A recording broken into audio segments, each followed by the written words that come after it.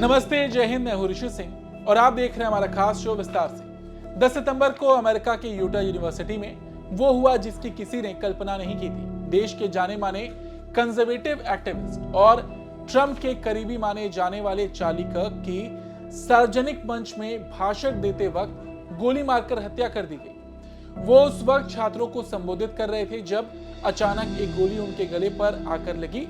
कुछ ही पलों में वो जमीन पर गिर पड़े और वहीं उन्होंने दम तोड़ दिया। अब सवाल यह है कि कौन थे चार्ली कर्क। आपको बता दें, चार्ली कर्क एक American right wing thinker, author और मीडिया पर्सनालिटी थे।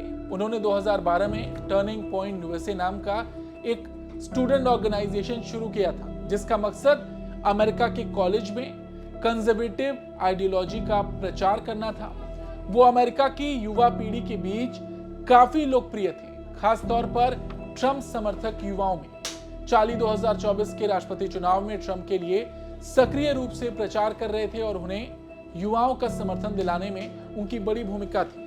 ट्रंप ने उन्हें अमेरिका यूथ लीडर कहा था। चार्ली कर्क द अमेरिकन कमबैक टूर के तहत यूटा वैली यूनिवर्सिटी पहुंचे थे, जहां सैकड़ों छात्र उन्हें सुनने के लिए जमा हुए थे। भाषण शुरू ही हुआ था कि एक तेज आवाज गूंजी, एक गोली सीधा उनके गले पर लगी।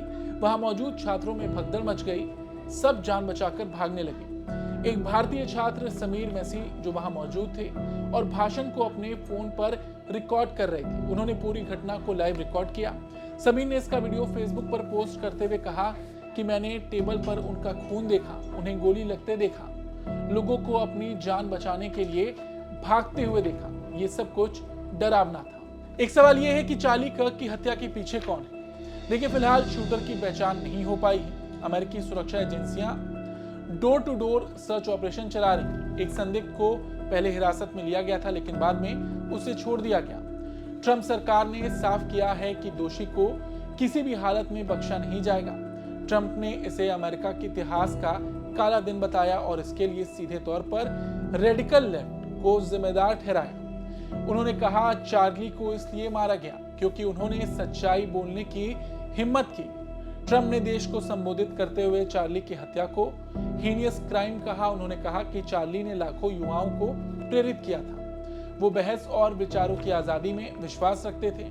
वो सच्चे देशभक्त थे। उन्होंने चार्ली के परिवार के लिए प्रार्थना की और कहा कि जो लोग उन्हें जानते थे उनके लिए ये नुकसान कभी नहीं भर पाएगा। साथ ही उन्होंने राष्ट्रीय ध्वज को आधा झुकाने का भी आदेश दिया।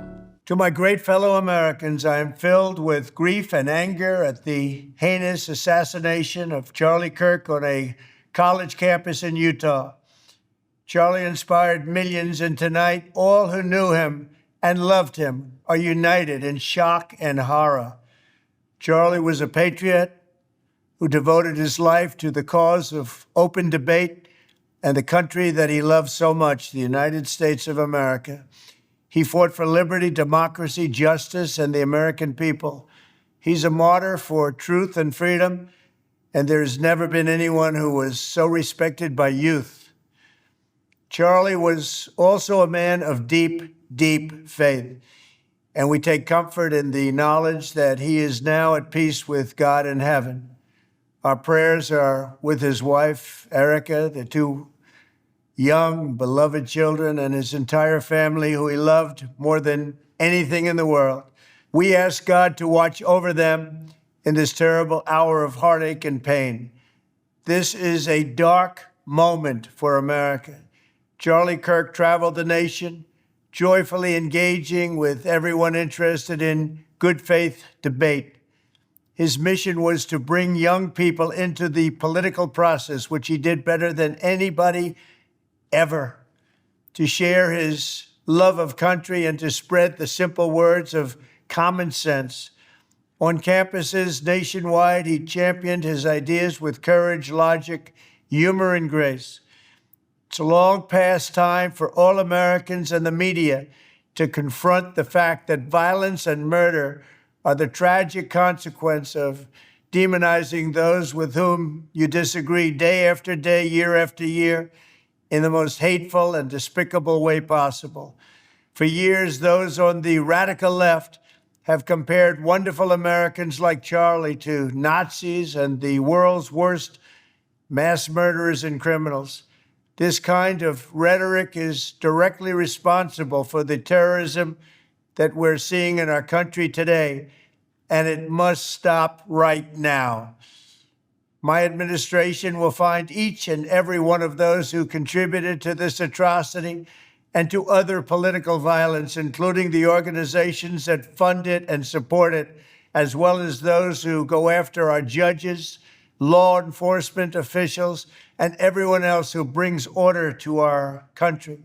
वहीं मेलानिया ट्रंप ने लिखा, अब उनके बच्चों के पास केवल कहानियां होंगी, यादें नहीं, तस्वीर होंगी, हंसी नहीं, और वो खामोशी होगी जहां उनके पिता की आवाज गूंजनी चाहिए थी। उनके परिवार की बात की जाए तो उनकी पत्नी एरिका, चार्ली कर्क के 2 छोटे-छोटे बच्चे भी हैं। अच्छा, चार्ली कर्क को लेकर कई विचार, कई लोग उन्हें प्रेरणादायक मानते हैं। विवादों में भी उनका काफी नाम रहा। मतलब चार्ली की पहचान जितनी प्रेरणादायक रही, उतनी ही विवादों से भी जुड़ी रही। उन्होंने हमेशा लिबरल विचारधारा का खुलकर विरोध किया। उनकी टिप्पणियों पर अक्सर बवाल मचता था। वो अक्सर एबॉर्शन, रेसिज्म या LGBTQ+ के अधिकारों को लेकर सवाल उठाते थे। उनका पॉडकास्ट द चार्ली कर्क शो मोस्ट कंट्रोवर्शियल पॉडकास्ट में से एक माना जाता था। उनके बयान नस्लवाद, जेंडर, अप्रवासन, LGBTQ अधिकार, गर्भपात, कोविड-19 वैक्सीन और ऐतिहासिक मुद्दों जैसे गुलामी और सिविल राइट्स पर केंद्रित रहते थे। चार्ली कर्क ने मार्च 2024 में इंस्टाग्राम पर पोस्ट किया था, the great replacement is not a theory, it's a reality. इस पोस्ट के साथ उन्होंने दावा किया था कि व्हाइट्स की आबादी को जानबूझकर ब्लैक अप्रवासियों से बदला जा रहा है। कर्क ने इसे बार बार दोहराया और इसको लेकर भी काफी विवाद मचा। कर्क ने 1964 के सिविल राइट्स एक्ट की आलोचना की थी, जिसने नस्लीय भेदभाव को समाप्त किया था। उन्होंने इसे सरकारी हस्तक्षेप बताया था। साथ ही मार्टिन लूथर किंग जूनियर को संहिता का विरोधी कहकर सवाल उठाए थे। इन बयानों को गुलामी के ऐतिहासिक प्रभावों को कमतर करने और नस्लीय समानता के आंदोलन को कमजोर करने की कोशिश माना गया। उन्होंने अपने पॉडकास्ट पर एक ऐसे गेस्ट को आमंत्रित किया था जिसने स्लेवरी को सभ्यता का हिस्सा बताया था। इसके साथ ही उन्होंने टर्निंग पॉइंट फेथ इवेंट में कहा कि बर्थ कंट्रोल महिलाओं को गुस्सैल बना देता है, इसलिए इसकी इजाजत नहीं देनी चाहिए। साथ ही वो हमेशा महिला विरोधी टिप्पणियां किया करते थे। उनका पूरा जीवन विवादित टिप्पणियों से भरा हुआ है। चार्ली कर्क टर्निंग पॉइंट USA के एग्जीक्यूटिव डायरेक्टर थे। ये एक छात्र संगठन है जिसका मकसद लिबरल अमेरिकी कॉलेज में कंजर्वेटिव विचारधारा का प्रचार प्रसार करना। वो 32 साल के थे और ट्रंप के करीबियों में से एक थे। वो अमेरिका के सबसे हाई प्रोफाइल कंजर्वेटिव एक्टिविस्ट और मीडिया पैनलिस्ट में से एक थे। चार्ली कर्क के राजनीतिक सफर को देखा जाए तो इन्होंने 18 साल की उम्र में टर्निंग पॉइंट USA की शुरुआत की। 2016 में ट्रंप के समर्थन में कैंपेन किया। 2020 और 24 के चुनावों में युवाओं को ट्रंप के पक्ष में लामबंद किया। द चार्ली कर्क शो नाम का उनका पॉडकास्ट सबसे विवादित और सुना जाने वाला शोज में से एक था। वो काउंसिल फॉर नेशनल पॉलिसी के सदस्य थे और ट्रंप के साथ नीतिगत फैसलों में भी शामिल रहते थे। चार्ली की हत्या ने अमेरिका की राजनीति में एक नया तूफान ला दिया। कंजर्वेटिव तबका जहां इसे वैचारिक हत्या बता रहा है, वहीं लिबरल तबका भी इसे निंदनीय बता रहा है। चार्ली की मौत ने कई सवाल खड़े किए हैं। क्या आज का अमेरिका विचारों की आजादी के लिए सुरक्षित है? क्या अब कोई व्यक्ति अपने राजनीतिक विचार खुलकर रख सकता है बिना डर के? चार्ली अब इस दुनिया में नहीं है, लेकिन अब उनके जाने के बाद भी अमेरिका में काफी हलचल देखने को मिल रही। चार्ली कर्क की जिस तरीके से गोली मारकर हत्या की गई, उस पर आपका क्या कुछ कहना है? कमेंट करके जरूर बताएं। धन्यवाद।